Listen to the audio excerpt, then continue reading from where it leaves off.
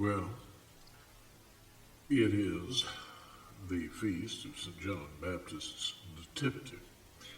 I may well be, indeed I am, a high church, old-fashioned, old prayer book continuing Anglican, but I would not take to the modern equivalent of the airwaves merely on that basis. It is also the anniversary of the death of John Hampden, a member of Parliament who was a founding parliamentarian in both senses, part of the resistance to the House of Stuart, which led to the English Civil War phase of the Wars of the Three Kingdoms. Most of my family were Cavaliers. I have a great deal of respect for Hampden and some of his positions, and his distaste for anything which even looked like tyranny. But again, I would not normally post today because it's Hampden's death anniversary. No, I am here off the cuff with no script whatever, because the country is busy losing in many places, on many sides, what we must laughingly call its mind. And it's doing so because the decision of the United States Supreme Court in Dobbs has been released. I note that, for example, various churches, as well as chapels, cults, covens, conventicles, and all the sad variety of heresy and apostasy which passes for religion in this country, have lined up to issue statements, most of which are not worth bothering with on their own merits. Statements which, in fact, do not matter at all, for the simple reason that, although someone probably ought to do, we don't go about correcting their theology. And I don't give a fuck what they think about constitutional or appellate law, which they are totally unqualified to flap their gums about. Most of the commentary on social media and from politicians, and God help us, given what we've got in the way of politicians in this country, and it's our own damn fault because we're the ones who elect them. Apparently we like being lied to by morons. But politicians and pundits and persons of public interest and celebrities, God only knows what in the name of God they are celebrated for. Most of them couldn't get the whiskey in the right hole by the looks of them. But every sort and species of idiot, moron, and huckster has taken a position, staked out a position on this matter, and is babbling incessantly about it. Well, I'm not crazy about leading any sort of parade or joining this particular crowd, but I suppose I do need to say something, and I shall be as brief as I can. I'd be briefer if I'd taken the time to script this out and so on, but this is off the cuff. So, let's be clear about this. What has happened is that Roe and Casey have been overruled. As a direct consequence, the situation is now what it was before Roe was decided, which is that the legislatures of the several states may all now pass their own laws on the abortion issue.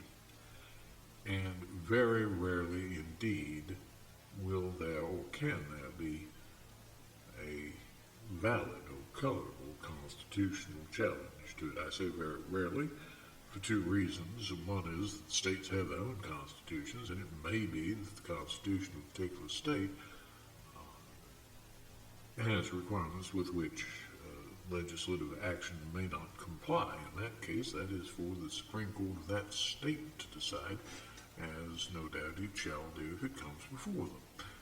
The other is that it is remotely conceivable that someone somewhere is going to try to claim that the grotesquely over-expansive view that most of them have of the Interstate Commerce Clause somehow or other plays into this. Good luck with that.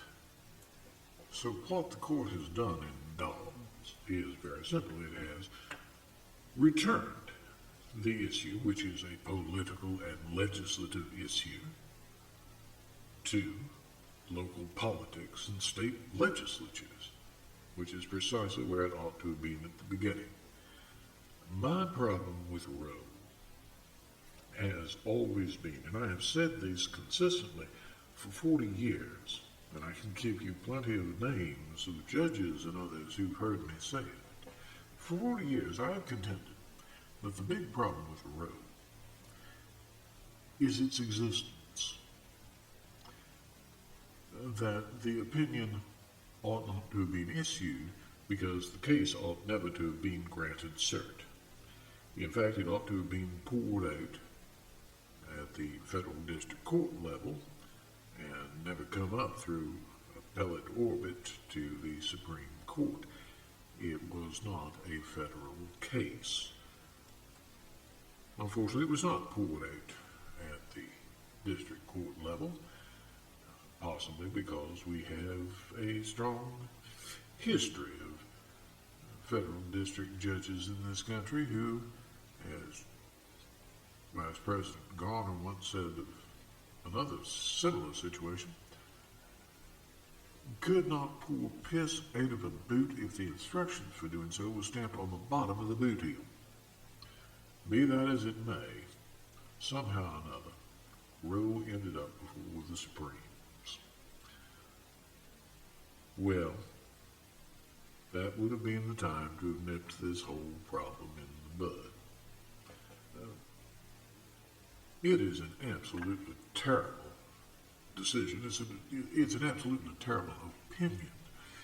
That has nothing to do with whether or not I agree with its outcome.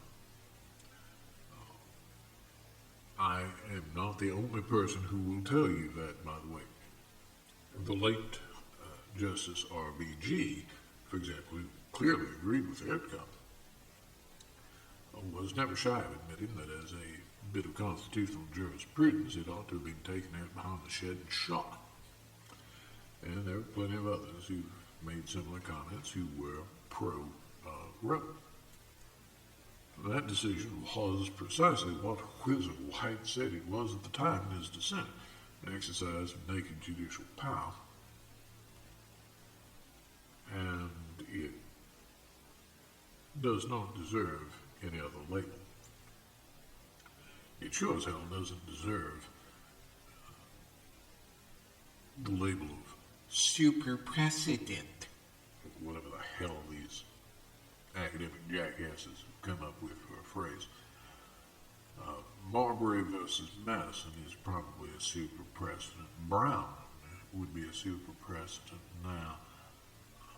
Roe, I don't think so. It's not super precedent. It really is not entitled to stare decisis because something that poorly reasoned and that badly decided does not suddenly become worthwhile with the passage of time. After all, we didn't grant that deference to Dred Scott or Plessy against Ferguson, now did we? Nor ought we ever to have done. Even the Fuller Brush Court ought to have done better than that.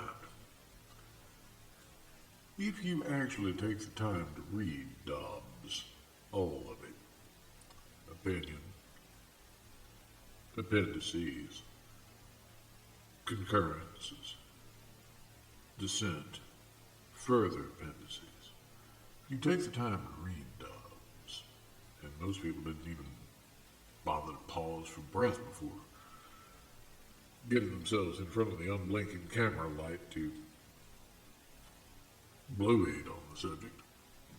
I certainly didn't read it. But if you have read Dobbs, as I have done, and if you are confident to engage with Dobbs, as I and, oh gosh, millions of other people in this country are, then I think you will find that it is a far superior opinion, procedurally, logically, as a judicial opinion, as a constitutional reasoning, than ever was Roe. And of course, Casey was just an abdication of responsibility, an attempt to keep Roe going by finding some form of words, some outward scaffolding to keep the damn thing erect. Neither deserve any deference, never did, and now, thank God, no longer have it. I say thank God not because I particularly care one way or the other about outcomes, but because I care incredibly about process. I have said for 40 years that either one side or the other about the abortion question is correct. Either it is a form of homicide, whether criminal, not criminal, decriminalized, misdemeanor, or what have you, justifiable, or it is a subject for regulation as a health care provision. All right, that's where the two warring tribes actually agree. Well, traditionally, under our constitutional scheme of federalism, if there are two things which are always reserved to the state and the state legislatures, it's classifying and prosecuting homicides and other forms of criminal law, and regulating,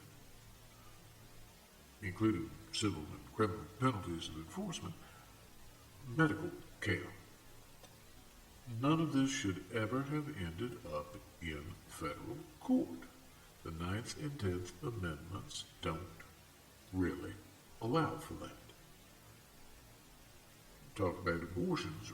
Roe was an abortion as a constitutional or allegedly constitutional bit of reasoning and an opinion. It was a dreadful holding, whichever side you're on. The opinion in Dobbs, the concurrences in Dobbs, are what anyone should like to see in the thoughtful consideration of constitutional claims in a case of this magnitude. The dissents, or the dissent with its three authors, is, I'm sorry to say, a purely political document, not a legal one. If they were running for office, those three justices would have done very well for themselves. But from a legal perspective, no. They repeated all the failures of Roe and Casey and doubled down on them. And of course, the losing side and its advocates, there's amici, the Solicitor General of the United States and others, bear a certain responsibility here too. The Solicitor General specifically argued that, why, if you're to cite Dobbs that way, you might as well just go ahead and overrule Roe and Casey. Challenge accepted. Particularly, I think it's worth acknowledging, after the SG lays that market down, dares the court to do it, some jackass then leaks the tentative majority opinion, and then some scumbag tries to assassinate one of the justices, one who ended up concurring. if you're going to make that sort of threat, and I mean the purely legal threat made by the SG, why, you might as well just overrule Roe and Casey, as if that were impossible. The court said, all right, you're right. Very well reasoned. We'll do as you suggest. The art of appellate advocacy seems to have been lost somewhere along the line there by the SG and his people. And now, of course, we've got people running about screaming their heads off saying, well, this will not stand, this is illegitimate, we will never. Oh, good God Almighty. It is an unfortunate reflection, for me at least, but I have to recognize that the last time this sort of situation was abroad in the land, it was over abolition, emancipation. You had Douglas, for example, trying to soothe everybody into saying that, well, we must do what the court said, and stare decisis applies. And of course, Lincoln then said, no, we're not going with thus saith the court in place of thus saith the Lord. And Dred Scott ended up being effectively overruled.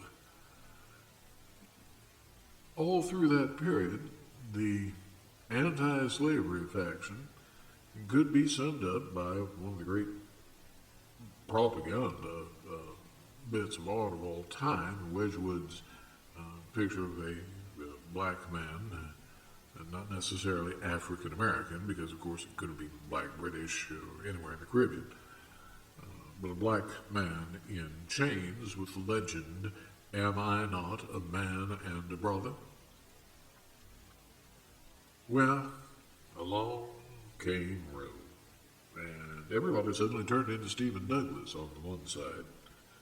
Thus saith the court, and we must never ever consider tampering with this decision.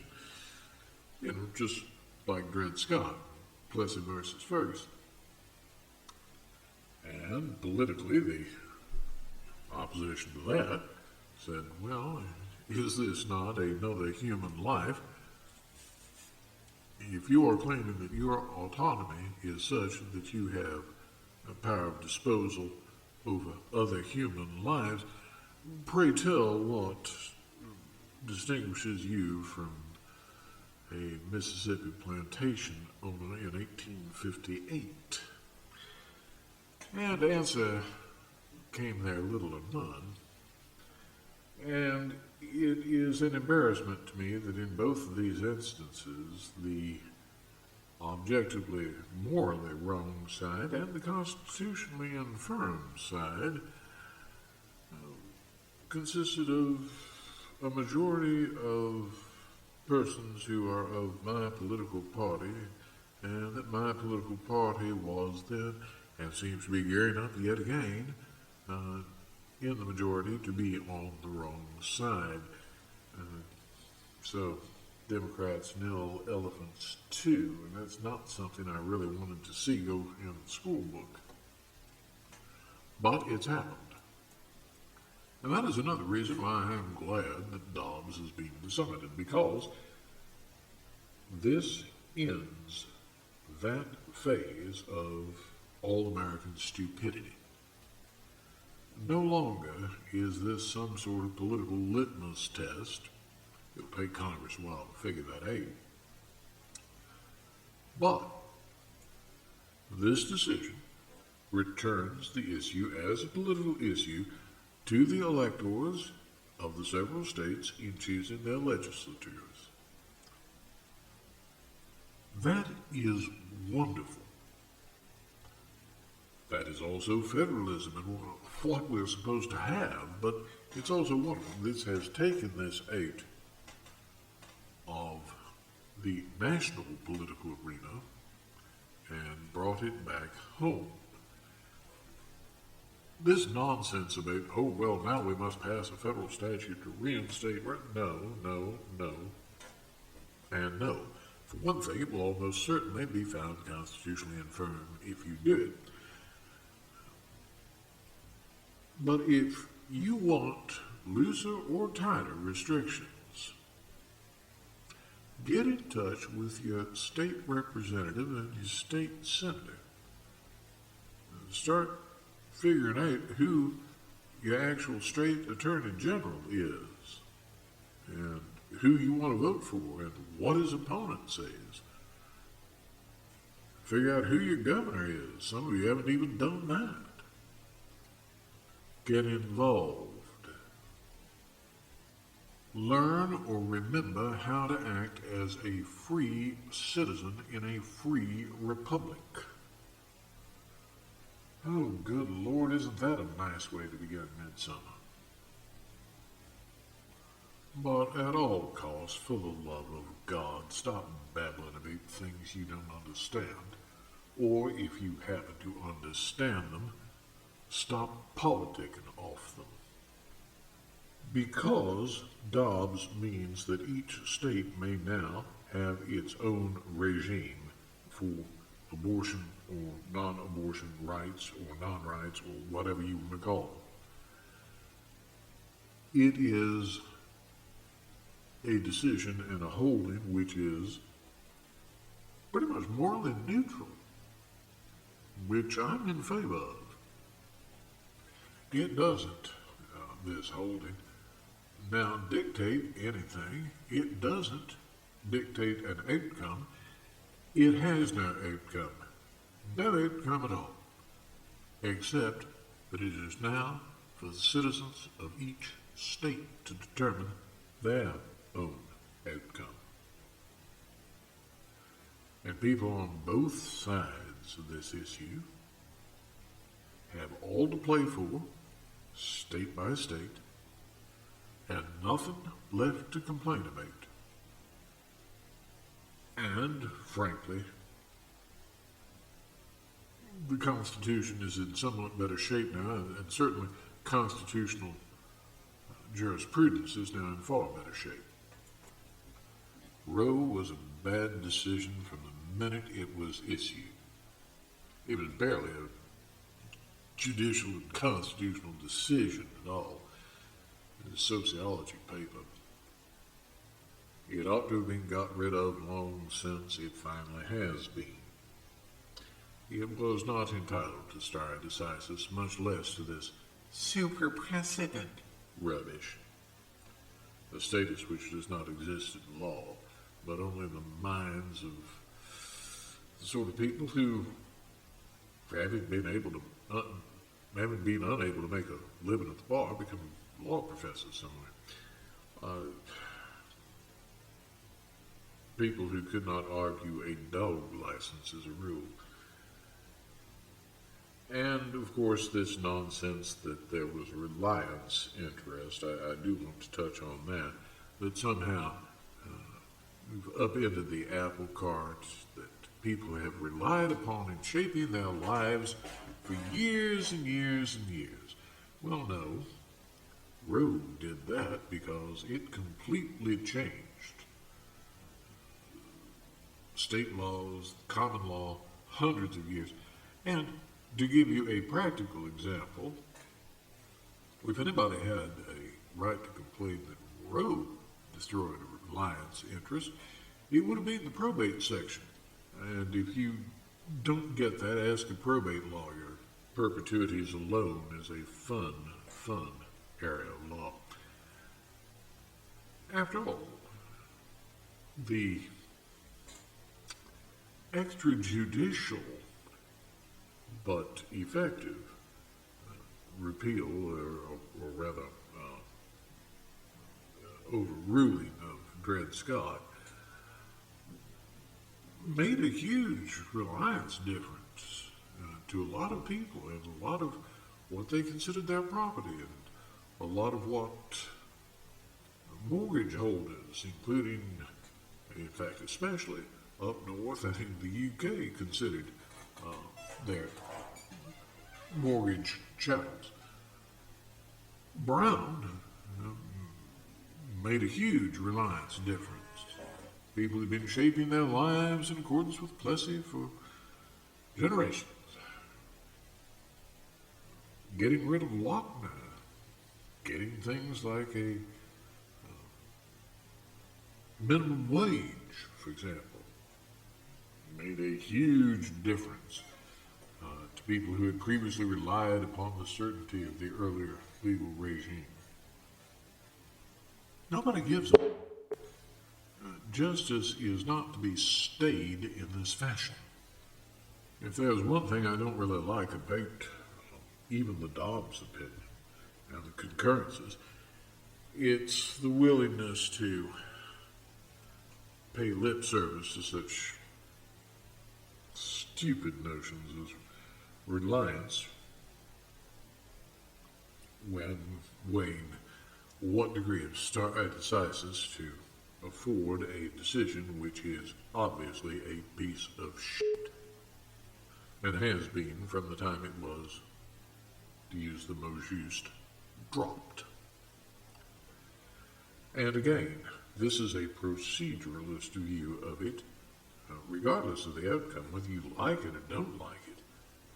Roe was a complete waste of time and paper, and it has wrecked American life and American politics in all sorts of subtle ways for most of my life. And I am not young. It's not going to be missed. Oh, there are those in politics who will wave its bloody shirt, but no. We're better off without it, and we're better off putting these decisions back in the hands of the people through their duly elected representatives on the state level. And really, I am at a loss to figure out why anybody who's not just a complete homer, and by that I mean, my team, right or wrong, Milo Hamilton comes to mind, but anybody who's not a complete homer should have no problem with the result in Dobbs. What it should do is motivate you, whichever way you come down on the abortion question, to get off your ass, to get your ass in gear, and start lobbying and supporting candidates and getting down to the state house. And the more that law in American life comes back to the people locally, county by county, state by state, the better off we all are, and the likelier it is we will continue to enjoy our liberties. That's all I've got for today. It was a ramble, but it needed to be said, so I've done it. I just ask you to remember that representative democracy is something which ought to be at the nearest level to the people, and that 80 is not a passing grade on the Bill of Rights. And consequently, you may judge by that yardstick whether a purported constitutional opinion is worth a damn or not, as Roe never was and as Dobbs is, regardless of what you think about the outcome. Politics is about picking the outcome and then coming up with reasons for it. Constitutional law is about reasoning without worrying about what the end object is going to be. But that's what Dobbs did, and you ought to get down on your knees and thank whatever God you do or don't believe in that it did. I'm done.